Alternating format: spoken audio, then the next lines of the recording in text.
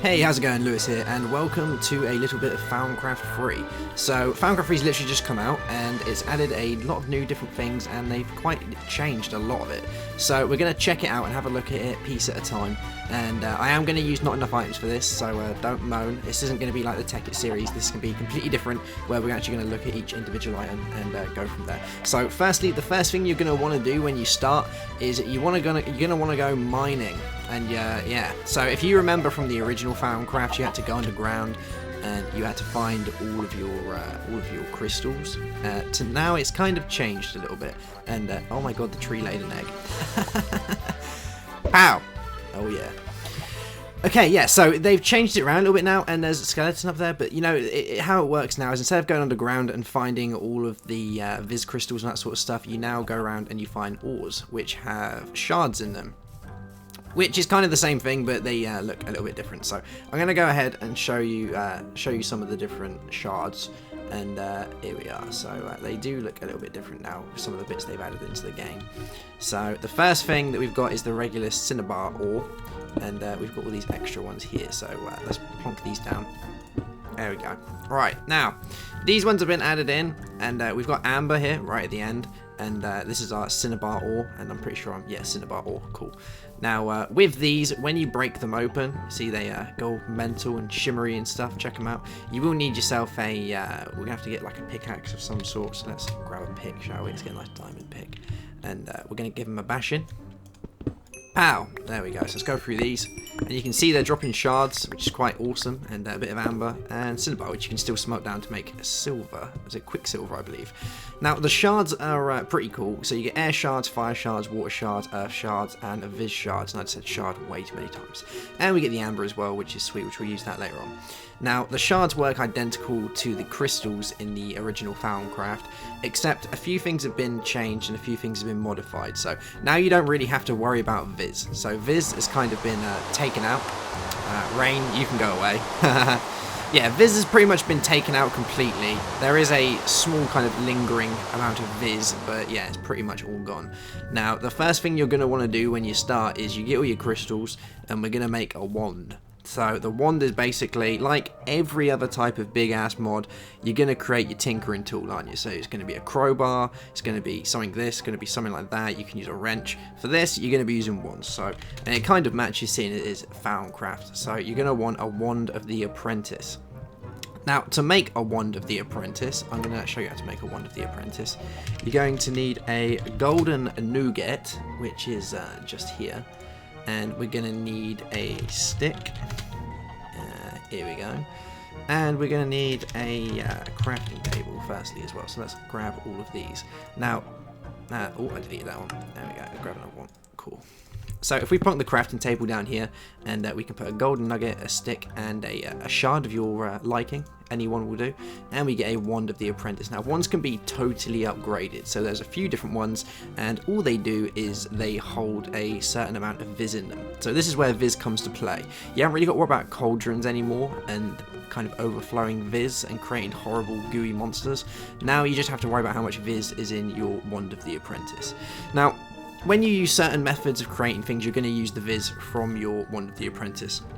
And it's basically going to refill from the aura around you. So aura is everywhere. It's in the atmosphere, it's in trees, it's everywhere. So if you was to use the wand, then your viz will go down, but it will come back nice and quickly if it's in your hotbar. If you have got it somewhere else, then it will kind of regenerate over time, but it will be a little bit slower. So I'm going to show you the second thing you're really going to want to do. So you want to get yourself a bookshelf.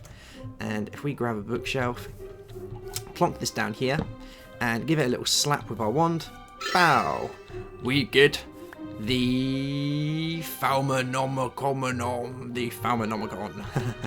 or the Thaumonomicon, as I like to call it. And let's get a bit of sunlight back up in this biatch. So the Thaumonomicon is basically your tinkerer's guide. So if we go into here, it will give us a nice breakdown of all the things we can make. and this will grow depending on what the knowledge that you've learned. So you're going to have to research all these things. Now the glowing stuff is bits that you can create, and a few bits I have already created because I was messing about. So the Thaumometer I've created and the magic tallow I've created, but I'll go into detail of those a little bit later on. Now it also gives you a really nice breakdown of what you're going to be expecting from Thaumcraft, which is nice. Like normally you don't get that. So the first thing is aspects of magic, which I'll go into in a bit. The aura, which I was just talking about, so magical energy is all around you, and flux. Now flux is a little bit different in this, and how it works is you still can create flux, which is bad and it ruins the atmosphere and bad things happen, but it happens in a different way than the original Thaumcraft, where you'd fill out your cauldron and it would go everywhere and bad things would happen. It still has the same kind of banding to it, but it is a little bit different. And infused ores, which we've already really looked into. So the first thing we're going to want to do is we're going to make a research table. Now this is going to allow us to start kind of learning different methods and learning different things, so we can start getting on with all of these. Now how you're going to do this is we're going to make, if we click on it, it actually gives you a really nice breakdown of it. So we're going to make 2 tables, and we're going to make a scribing tool. So let's have a look at the tables. So a table, here we go. So we need 2 of these, and we need a scribbling tool. So scribing tool. Now the recipes for these are really easy. So you can just put 2 oak wood planks down, and then you've put some oak wood slabs down. That gives you that. And for the scribing tools, you need an ink sac, a glass file, and a feather. And a glass file is literally just 3 glass and a little blob of clay, and that is it. So really easy recipes, and you know, you don't have to worry about those. But these are the things you're going to need to get yourself going. Otherwise, you're not really going to get very far at all. So let's take these, and what we're going to do is we're going to pop these on here like that. And then if you take your scribing tools and throw them on top, we get a very, very nice little table here where we can start kind of researching all our methods and madness. And this is where all the good stuff goes down. You know, it may take time and it might drive you mental, but this is where all the good stuff happens. And this is where we research all of the additional parts in the Necronomicon, and we can kind of figure out what else we're going to make from here. So the first thing you want to kind of be making once you've got all these is the basic items. So here, for instance, is a Thaumium ingot, which doesn't come up until you've actually learned it, but that is a Thaumium ingot, and you've got magic blocks and stuff around here. Now you also want to make an arcane work table. So an arcane work table is basically the same type of thing, but it works a little bit differently. So we need to make a mystical construct of an arcane work table, which is very, very easy to make actually. So you get yourself another table. So let's grab another table. Here we go, one more table, and what you do is you slap it down here like that, and you get your wand and you throw it on the top, and there you go. That creates a very nice mystical table. And when your wand is in there, which you can take out, it does kind of come off the top, which is quite nice little animation there. But there you go. Now, if you're going to actually be using this for anything, it's like a obviously it's like a crafting table, but for Thaumcraft. So, and you can only make certain items in this. You can't do all of it through your workbench. So yeah.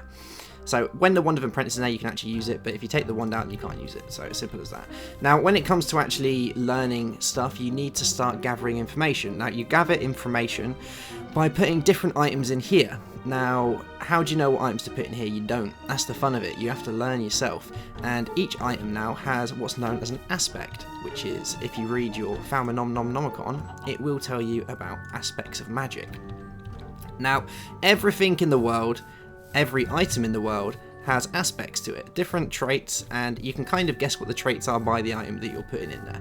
So for instance, if you hold down your look button or your shift key, then it will actually tell you what's here. So you see we've got 2 fiery things, 2 bolts of lightning, 2 magical wands, and 2 diamondy ice things, whatever they are.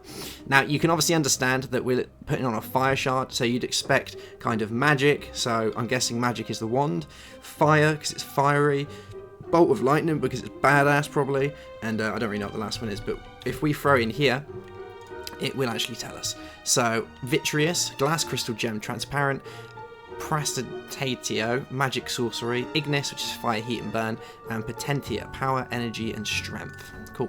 And every item that you put in there will have something to it. So even if we just put a bit of cobblestone, if we throw some cobblestone in there, then come on, give me some cobblestone, it will actually have a value to it. So here we go.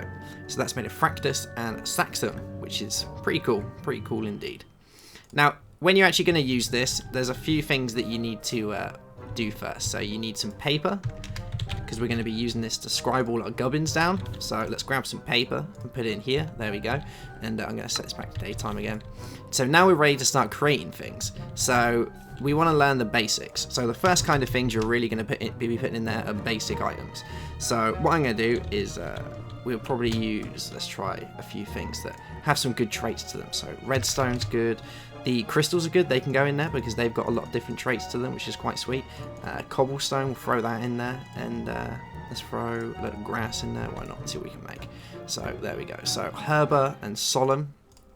So let's put the redstone in there, and we've got potentia and machinea. Now you can see down here we have cursory and thorough. Cursory is basically when you actually start using these, the chances of the item actually being used are quite slim, but the chance of finding and making kind of potential discoveries is also quite slim as well. If we put it thorough, the chances of the item being used are high, but the chances of making a discovery are quite high as well. So we're going to leave it on thorough, so that way we can get through it quicker. So already we've got research notes of an unknown theory, so let's keep using this, and you can see each time the redstone's going down. So obscurus, unknown obscurus. So it basically means that there is some sort of trait here, but it doesn't know which one it is, so we'd have to keep searching to find that one out. Now the chances are it's probably potentia, so let's carry on. I could be wrong. Yep, there it is, potentia. So that's 37% complete, so you'd have to keep using the redstone to make more potentia to create and make that 100%, and then we'd have to start learning a different trait. So machinea evidently isn't that one, as it blanks it out. So if you keep trying to use something, what it will originally do is it will actually blank out the item that you're trying to find, and if it's not in the recipe, it will blank out so you know that you don't have to use it. So if we keep doing this, it means it's 100%, and you'll start getting all these really cool little lightning bolts around it, just kind of showing you that it's at 100%. Now you do get this really cool little thing up here, which once you start kind of learning a different recipe, or you start researching something different, you're not really going to understand it just yet because it is a little bit weird. But as you go through, it will start making sense. It will actually start making sense in a way that you can read it, which is pretty good, I guess, pretty damn good. Now, so we've learned 100% of the potentia. So let's take this one out and throw in one of these. So we've got motus, vitreous, aura, and procrantio. Now if we grab some more shards, so let's grab some more shards. Oh god, I can't type today. Shards. There we go. We'll take 64 of these and pop these in here. Now it's going to go through vitreous, motus, aura, and procrantio. Now if none of these are in the actual in the research that we're learning here, it's going to blank them out. So here we go. So all of those have gone except for aura, and that means all of them are gone. So none of those are useful at all. Now we've got gelum and aqua. So let's go back and we'll grab a handful of all these shards and see if any of these are going to work. So water shards. So none of those are necessary. What about earth? So we've got solemn and procrantius. Nope, none of those. Viz, none of those. What about fire? So ignis and potentia. Aha! So potentia has gone down here, and means we've all got something new growing, which the chances are going to be igneous, because the other two don't need to be used. There we go. So igneous is 50%. We keep learning it till it makes 100. Is that 100%? Yeah, it's 100%. So we now have one more that we need to learn. So it's evidently not going to be igneous, and it's not going to be potentia. So let's take out the fire shard. Now, this is actually going to start making kind of sense once you get to about 60% of research. So this glowing flame seems to be fueled by magic itself. The number of uses for an ever-burning flame seems endless, but unfortunately it doesn't seem to produce much heat, though it could provide to be a steady source of light and energy. Now you need to pay attention to these, because these can be quite useful and give you an idea of what else you need to use in it, and they obviously give you a really good idea of what you can be making as well. So if you find that what you're trying to research here seems boring and something you don't want to use, then you can stop researching, but generally you need to research everything to learn other parts, so it's always a good idea to be doing that. Now let's check out the other bits and see if there's anything else that we can use in here. So viz shards, nothing there. Redstone, we've already used potentia. So amber, so we've got lingam and vinculum. So there's those. Now it was saying about light, so this could be a complete shot in the dark, but let's try throwing some torches in there and see what happens with torches. Lux. Hey, there we go. So you can see from this that because it was talking about a source of light and steady energy, the chances are we've got potentia now, which is already energy. We've got fire, which is ignis, which is a power of light and a sense of kind of creating a light source. And we actually have light itself, so lux. So let's keep using this until we get to 100%, and a discovery has been made, nitor. There we go. So let's take this one out, and we'll take out the torches, and let's have a look. So if we right click on this, you can see that it was made of those 3 items, and it gives us a little rundown of what we're already reading. Wow. So research completed, nitor. Now if we go to our Necronomicon and Thaumonomicon, sorry, I've been watching way too much Evil Dead, it will come up on here saying that we have learned nitor. So eternal flame, research completed. Now if we click on it, it gives us this idea of what we can use this for. Now you do have to make a crucible. So to make a crucible, all you do, if we set it back today again, you get a regular cauldron like this. So let's grab a regular little cauldron, bow, give it a slap with our stick, and it turns into one of these. There we go. And now you do have to actually power it as well. So to power it, you need a heat source below it. So you could use a few different things. I'm just going to use regular lava for the time being. You know, why not? Let's grab some lavas. There we go. Get a nice lava bucket, and we'll get our grass ready to go. So we'll pop this in here like that, and put a little block there. And now we need to put some water in there. So we'll get a water bucket and fill it up. There we go. We'll take a couple because they normally need a couple to fill up. There we go. Right. Plop. And does it need another one? It might need another one. Oh no, no, it doesn't. Definitely doesn't need another one. Let's take this. Oh, there we go. Okay, right. So you know when it's ready because it'll start bubbling. So this is good to go. The pot is boiling, which means we can start throwing stuff in there and making other bits, which is awesome. Now, if we look on here in our Thaumonomicon, the nitor needs 4 ignis, 6 lux, and 4 potentia to work, and that would cost 5 viz and create nitor. Now I'm going to go more in depth with this and show you some more recipes in the next episode, but for now this has been episode 1. I hope you've enjoyed it. Any questions, and evidently throw them down in the description and comment section, and I'll get back to you as soon as possible. In the meantime, check out the other videos and stuff, give it a thumbs up, and I will see you soon for a little bit more Thaumcraft free. Bye bye.